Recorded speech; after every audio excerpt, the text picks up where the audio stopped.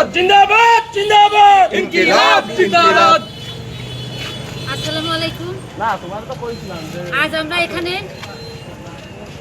জাতীয় নাগরিক party NCP Narail জেলা শাখার পক্ষ থেকে মশাল মিছিল বের করেছি। আপনারা সকলেই অবগত আছেন, গতকাল আমাদের জুলাই পদযাত্রা 2026 সিলেটের হবিগঞ্জে এই পদযাত্রাটা অনুষ্ঠিত হয়। পদযাত্রা শেষে আমাদের যেই এনসিপির নেতৃবৃন্দের গাড়িবহর ছিল, সেই গাড়িবহরের ওপরে অতর্কিত হামলা করেছে। আমরা ফুটেজগুলোতে দেখেছি, একজনের গেঞ্জিতে হবিগঞ্জ ছাত্রদল জেলা শাখা লেখা।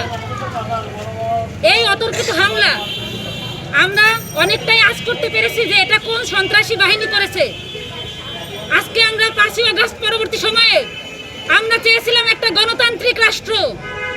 আমরা চেয়েছিলাম 17 বছরের যে জুলুম অত্যাচার নিপীড়িত যেই বিএনপি, সেই বিএনপির থেকে, বিএনপি সন্ত্রাসীদের থেকে আমরা এমন আচরণ কাম্য করি নাই, কিন্তু আমাদের সেটা দেখা লেগেছে গতকাল। আজ থেকে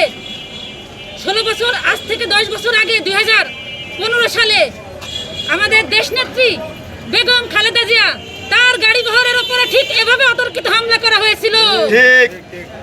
আমরা কিন্তু এগুলা দেখে দেখে বড় হয়েছি। আজকে 17 বছরে এই ফাঁসিবাদ, এই খুনি হাসিনাকে, এই পিলখানা হত্যাকাণ্ড করেছে। সে শাপলা চত্বরের মতো হত্যাকাণ্ড ঘটিয়েছে। এরপর সর্বশেষ 2024-এ ছাত্র জনতাকে হত্যা করে 14,000 লাশ এবং 30,000-এর উপরে ভাই বোন আমাদের আহত, পঙ্গুত্ব, অন্ধত্ব বরণ করেছে। এরপরে আমরা 5ই আগস্ট পরবর্তী সময়ে আমরা একটা নতুন বাংলাদেশ, বৈষম্যহীন একটা বাংলাদেশ, চাঁদাবাজহীন একটা বাংলাদেশ আমরা চেয়েছিলাম। কিন্তু আমরা কি দেখলাম? আমরা দেখলাম এই 24 সালের পরবর্তী সময়ে 26-এ যে নির্বাচন হলো, এখানে আমরা দেখলাম ঋণখেলাপির মতো মানুষগুলা সংসদে কথা বলে। যদি আমরা এই ঋণখেলাপি বলি, তাহলে আমাদেরকে বলা হচ্ছে আমরা নাকি রাজনীতির ধারাটা আমরা উল্টাপাল্টা কথা বলতেছি। কিন্তু আমরা ঋণখেলাপিকে কি বলবো? ঋণ গ্রহীতা। ঋণখেলাপিকে আমরা ঋণখেলাপি বলবো, চাঁদাবাজকে আমরা চাঁদাবাজ বলবো, সন্ত্রাসী বাহিনীকে আমরা সন্ত্রাসী বলবো, মাদক বাহিনীকে আমরা মাদক বাহিনী বলবো। এটা বলতে যে যদি কারো মত প্রকাশের স্বাধীনতা না দেওয়া যায়, তাহলে আমরা তো এটা মত প্রকাশের স্বাধীনতা চেয়েছিলাম 5ই আগস্ট পরবর্তী সময়ে, তাহলে আমাদের মত প্রকাশ কোথায় হলো? এটা নাসিরউদ্দিন পাটোয়ারি এই কথাগুলো ওপেনে বললে সে হয়ে যায় মগবাজ, সে হয়ে যায় বেয়াদব। বেয়াদবের রাজনীতি করি আমরা।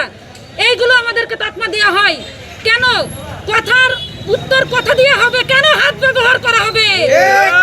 কথার উত্তর, জবানের উত্তর জবান দিয়ে হবে। হাত ব্যবহার করা যাবে না, লাঠি ব্যবহার করা যাবে না। রড দিয়ে মেরে আমাদের 18 বছরের এক ছোট ভাইয়ের চোখ উপড়ে পর্যন্ত ফেলা হয়েছে। এটা কি নব্য ফাঁসিবাদ? আমরা কি নব্য ফাঁসিবাদের যুগে পদার্পণ করেছি? আজকে আমাদের সেখানে এনসিপির কেন্দ্রীয় নেতৃবৃন্দ সেখানে পদযাত্রা আবার করেছে। সেখানে 144 ধারা চলতেছে। আমরা শেখ হাসিনার 144 ধারাকে ভঙ্গ করে এই ছাত্র জনতাকে আমরা মুক্তি দিয়েছিলাম 5ই আগস্ট। ভুলে গেছে? আমরা কোনো 144 ধারা মানি না। আমরা এর সুষ্ঠু বিচার চাই, এর সুষ্ঠু তদন্ত চাই। দোষীদের দ্রুত সময়ের ভেতরে, 24 ঘন্টার ভেতরে যেন তাদেরকে আইনের আওতায় আনা হয়, তাদেরকে যেন আইনের আওতায় আনা হয়। সর্বশেষ আমি একটা কথা বলবো, এই দেশটা আমরা নব্য ফ্যাসিবাদের দিকে যেতে চাই না। এই দেশটা নিয়ে আমাদের দেশনেত্রী খালেদা জিয়া, যাকে আপসহীন নেত্রী বলা হয়, সে এই দেশটা নিয়ে অনেক স্বপ্ন দেখে গেছে। সে 17 বছর থেকে শুরু করে প্রতিনিয়ত সে দেশটা কিন্তু ত্যাগ করে নাই। আমরা যারা 5ই আগস্ট পরবর্তী সময়ে এই এনসিপির রাজনীতি করতে এসেছি, জাতীয় নাগরিক পার্টি, আমরাও কিন্তু এই দেশ থেকে কোথাও যাব না। আমরা এর শেষ দেখে নিব। অতি দ্রুত এটার বিচার কার্য আমরা দেখতে চাই। আজকে আমরা এই মশাল মিছিল বের করে আমরা এই সাময়িক প্রতিবাদটা জানিয়ে গেলাম।